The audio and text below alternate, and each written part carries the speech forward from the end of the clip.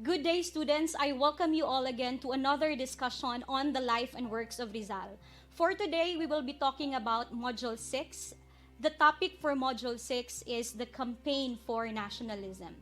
Let us first start with topic 1, and that is the secularization movement, the execution of the GOMBURZA, and the Cavite Mutiny. To the question I posed earlier, the question was, when did the Filipinos begin to think of themselves as Filipinos and not simply as the Tagalogs, Ilocanos, or Visayans? On this question, I would like to give you two very important dates in history. First, we have the year 1898. If you go back to your Philippine history, 1898 talks about how the Filipinos was able to wage that flag in Cavite. We also have another very important date, and that date is the year 1896. 1896 taught us about how the Filipinos, through the leadership of Bonifacio, was able to lead a revolutionary war against the Spaniards. However, these two events does not answer the entirety of the history of the Filipino people. There seemed to be one very important year that we have to focus in this discussion, and that is the year of 1872. According to Rizal, without the events of 1872, he could have become a Jesuit. So what are the events in 1872 that we have to focus on this discussion? First, we have the execution of the GOMBURZA, and second, we have the Cavite Mutiny. So for you to have a total grasp about who the GOMBURZA are, what happened before the execution, and how do we deal with the events in history that led to the history of the Filipinos implicating the GOMBURZA with the Cavite Mutiny, this short video clip would give you a total overview about the year 1872. Ang GOMBURZA ay tumutukoy sa tatlong paring martir na sina Jose Burgos, Jacinto Zamora at Mariano Gomez na binitay ng mga Kastila dahil sa paratang ng nangyaring rebelyon sa Cavite noong 1872. Sa panahon ng pananakop ng mga Kastila ay may apat na magkakaibang antas ng tao sa lipunan. Una, ang mga Kastila na ipinanganak sa Espanya o ang mga Peninsulares. Ikalawa, ang mga Kastila na ipinanganak sa mga kolonya ng Espanya o tinatawag na Insulares o Krioles.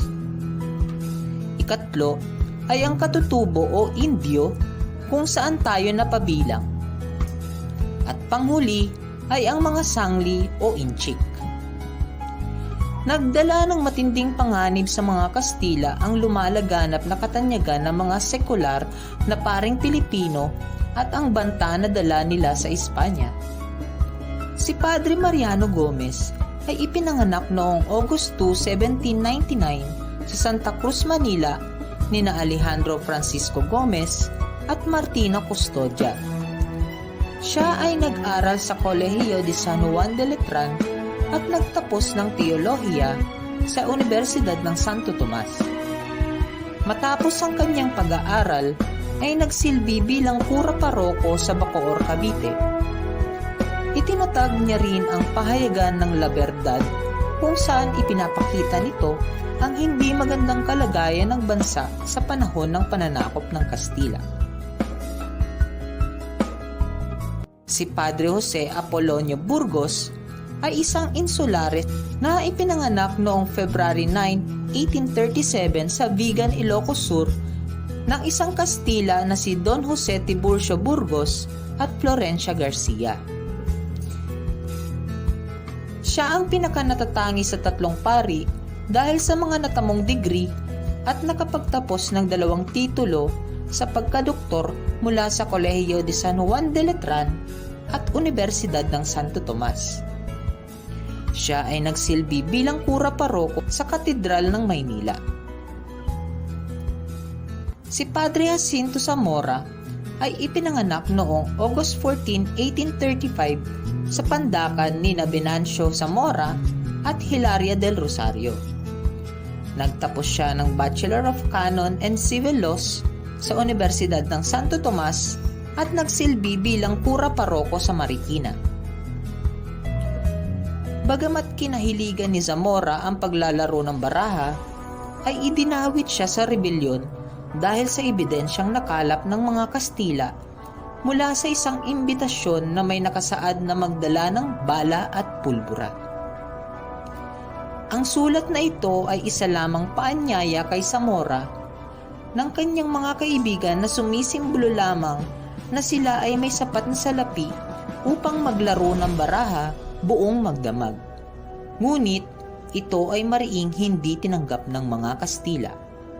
Sa pagkakadakip ng iilan mula sa naganap na rebelyon sa Cavite noong January 20, 1872, isiniwalat ni Bonifacio VIII na si Zaldoa ang nangangalap ng mga tauhan upang umanib sa revolusyon sa pag-uusig ng mga pari. Kaya dagdag sa pangamba ng lumalakas na pwersang sekular, sa ebidensyang nakuha kay Zamora, at sa pahayag ni Octavo, ay pinaratangan ni Gobernador General Rafael de Izquierdo ang mga pari sa mga kasong sedisyon at pagtataksil. Ang GOMBURZA ay pinatawan ng kamatayan sa Bagong Bayan sa pamamagitan ng garote noong February 17, 1872.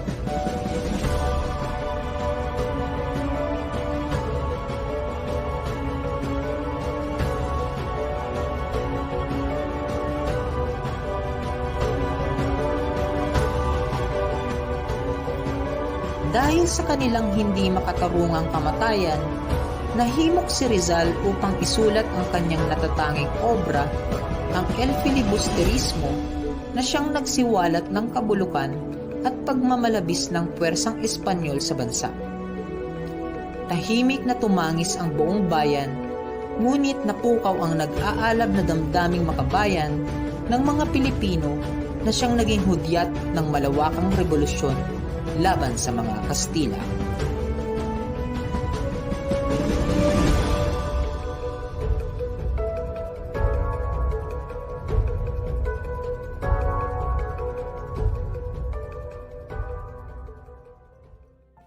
I hope at this juncture you were able to get additional facts about history on the events of the death of the GOMBURZA and its relation to the Cavite Mutiny. However, there are things that needs to be expounded on the two events I mentioned earlier, which is the Cavite Mutiny and the execution of the GOMBURZA. So what was the Cavite Mutiny all about? What were the plight of the Filipino people, why they wanted to overthrow the Spaniards? So let me explain what Cavite Mutiny is all about. The 1872 Cavite Mutiny was precipitated by the removal of long-standing personal benefits to the workers, extracting personal taxes from the Filipino laborers, and requiring them to perform forced labor like ordinary subjects. So class, I'd like to emphasize that the workers that we are referring here are the Filipino Guardia Civils. So when we talk about the Guardia Civils during the Spanish colonial era, they had these certain benefits that ordinary Filipinos do not have. So in short, when these privileges were taken away from them, they started to feel oppressed, and they wanted now to go against this new ruling because they really thought that these privileges should be accorded to them. And so, to make the story short, we will now go to the incident of the Cavite Mutiny. So during that time, the Filipinos thought that for them to be able to have a successful mutiny, they will divide themselves into two groups. The goal is, number one, to kill all the Spanish officials, and two, to massacre the friars. Why do they wanted to do that? Why do they wanted to kill all the Spanish government officials and friars? Because they thought that when all the government officials and friars are gone, the Filipinos would replace them with a new government which is headed by the Filipinos. So, let's go back to the story. They were divided into two. The first group were stationed in the other, outside the town of Cavite, while the other group was stationed in the town itself. the agreement was the first group will invade Cavite and it should be supported with a reinforcement of the other group to sustain the battle between the Spaniards. However, they had one signal, and that for the reinforcement, for the first group to know that they need a reinforcement, there should be a spark of light coming from the sky that would allow them to start the reinforcement. However, class, history was so ironic during that time. When they decided to have the mutiny, it was also the time wherein there is a town fiesta. And when you talk about a town fiesta, there are fireworks coming from the sky. In short, the fireworks were presumed by the members of La Madrid as a go signal to start with the battle. However, when they started the mutiny, they were left with no reinforcement. And the first batch, most of them were killed, and the mutiny became a failure. So going back, as I've said earlier, the Cavite Mutiny failed. And because of that failure, the said mutiny was attributed to the GOMBURZA. And the GOMBURZA were considered as the prime movers of the mutiny. So the question now, class, is why did the Spaniards attribute the incident to the GOMBURZA? Papaano nangyari na ang GOMBURZA ang may kasalanan sa lahat ng pangyayari sa Cavite Mutiny that happened on the same year in 1872? Let us first talk about secularization. So what is secularization all about? Because secularization has something to do why the Spaniards hated the GOMBURZA.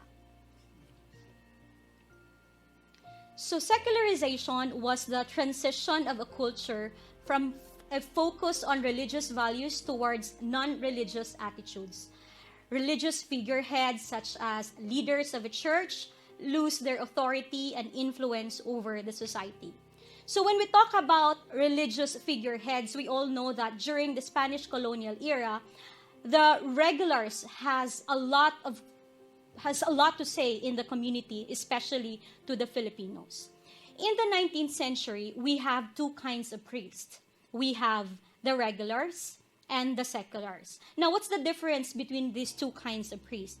The regulars, they belong to a religious order. So the example of that are the Dominicans, Augustinians, Recollects, and etc. In short, their main task is to spread Christianity in the Philippines. What about the seculars? The seculars are priests who are under the bishop. In short, their main task is to lead the parishes. Now, on that time, there is this liberal archbishop named Archbishop Justa. Archbishop decided to inspect the regular parishes because they had been hearing a lot of anomalies happening in the parishes manned by the regulars. However, the conflict began when the regulars insisted that the bishops has no jurisdiction to inspect their parishes because they are not under the archbishop.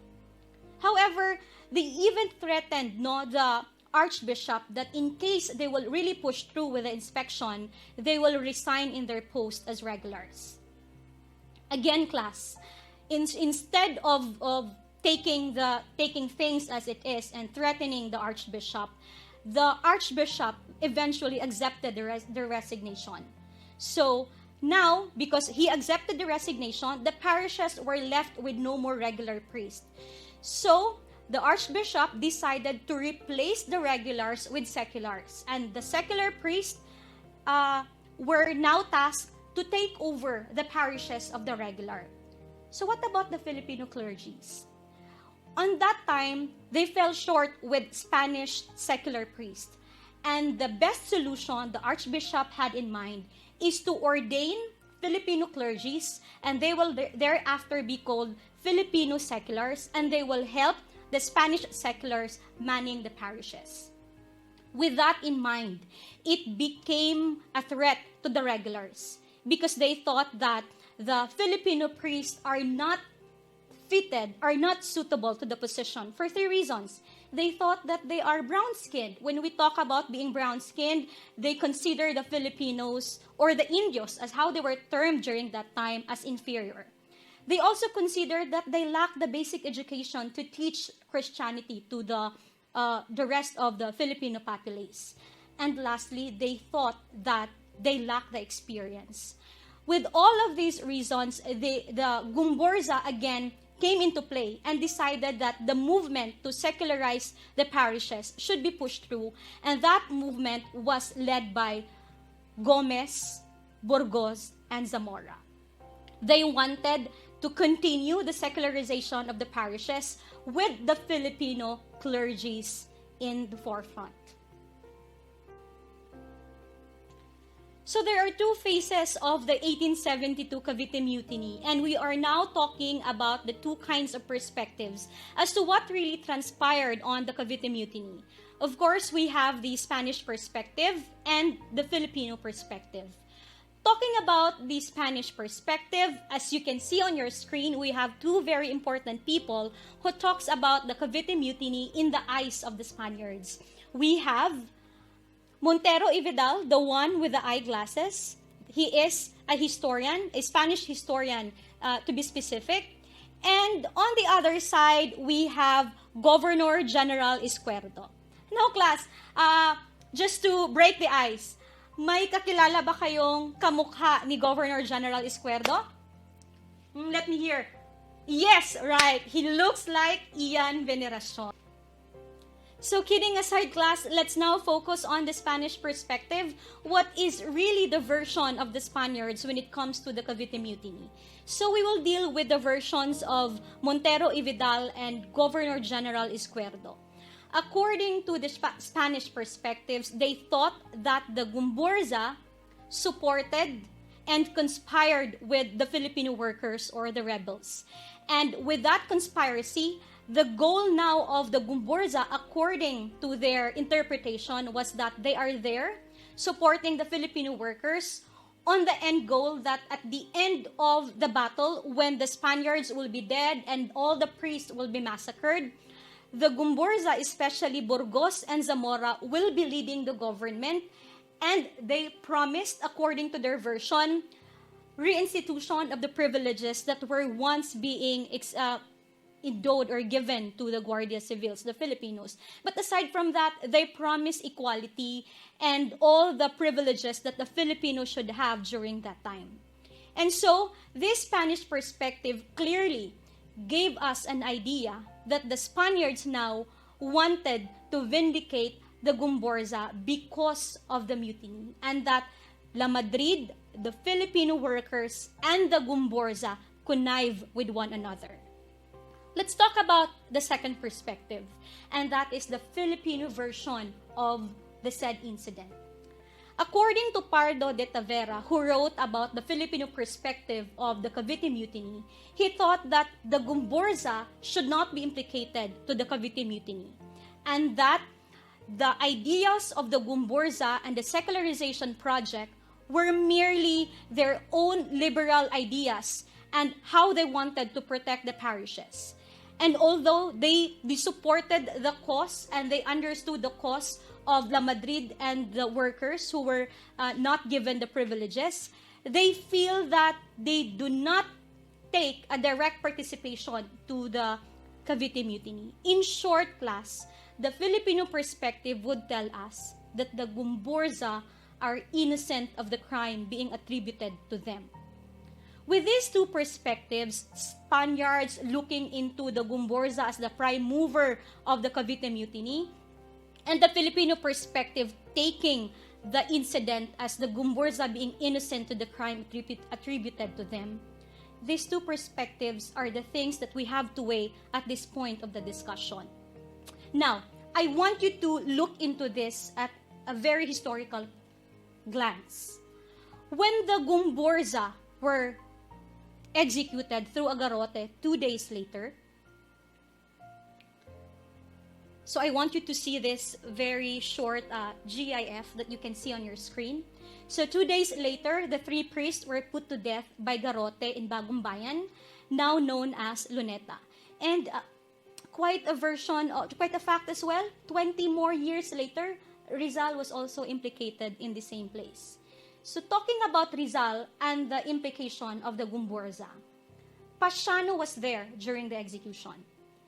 Pasiano was an older brother of Rizal. When Pasiano witnessed the entire event, because he was a student of Burgos, Pasiano wept with too much hatred against the Spaniards, and he thought that his teacher was really innocent of the crime that led them to the garrote. When Pasiano went home, he relayed the story to Rizal. Okay, to break the ice, class, did you know that contrary to popular belief, not just 3, but 4 were executed in Bagong Bayan in 1872? So before the 3 priests, we have a person named Zaldoa, who was also implicated because of the Cavite Mutiny and judged guilty. But other than that, I would also like to emphasize that unlike the popular belief as well, the 3 priests did not come together as a group. They were attributed to the crime in 3 different situations. So allow me to explain in a very brief backgrounder about the 3 priests. We have Gomez. Gomez took part in the anti-Filipino decree wherein he wanted to go to Madrid, able to lobby that the Filipino priests should still deserve or should still continue getting the same privileges in manning the parishes. We also have Burgos. Burgos was attributed because he is a student of Father Pedro Pelaez. And in history, aside from Burgos, Father Pelaez was also very vocal on his ideas or on his campaign for the secularization in the Philippines. However, during the recruitment for the Cavite Mutiny, Zaldoa made use of the name of Father Burgos in order to get more membership to join the mutiny. And so when Zaldoa was interrogated by the Spaniards, the name of Burgos came and was included as part of the mutiny. And what about Padre Zamora? No, Padre Zamora has quite a very unique story. He received an invitation which is because he loved playing pagigi. It's like a card game during that time. So ang nangyari, class, the letter of invitation to play the game has 2 words: arms and ammunition. And that words were taken literally by the Spaniards. With these 3 priests having their own version of innocence to the mutiny, they were all taken into one in history, and that's why the acronym that we have now is GOMBURZA, to refer to the 3 priests, although they did not have the same historical background to the mutiny, but they all contributed to the awakening of the Filipino nation. So what's the relevance of all the things that you've learned today on the history of the Filipino nation, especially towards the campaign for nationalism? If you could still remember my introduction, when did the Filipinos begin to think of themselves as Filipinos and not simply as Visayans, Ilocanos, or Cebuanos? So let's go back. When did the awakening took place? Again, class, I gave you 3 very important years in Philippine history. We have the events in 1898 and the events of 1896. And I discussed thoroughly today the events of 1872. And for the same purpose, I want you to understand that without the events of 1872, there would be no Bonifacio manning the revolution in 1896, and there would be no Aguinaldo waging the flag in 1898. For what reasons? Rizal, again, through the words of Pasiano, hear the innocence of the 3 priests. It awakened Rizal's spirit for nationalism. That is why the El Filibusterismo was dedicated to the GOMBURZA, because the GOMBURZA were considered as the filibusteros or rebel in the eyes of the Spaniards.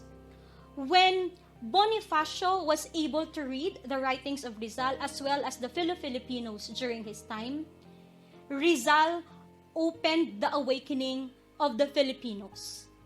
From a separate archipelago with different dialects and languages, it all falls down into one. That the Filipinos realized that they are one Filipino nation with one goal. and that is to free themselves against the Spanish tyranny and injustices. In short, the events of 1872 would make you understand that the independence that we have today, why you are sitting there, why you are freely watching your own television sets, your PC and whatever, was because of 1898. And 1898 would not become possible without Bonifacio, who fought the revolution in 1896. And again, without 1872, there would be no Rizal and there would be no Bonifacio.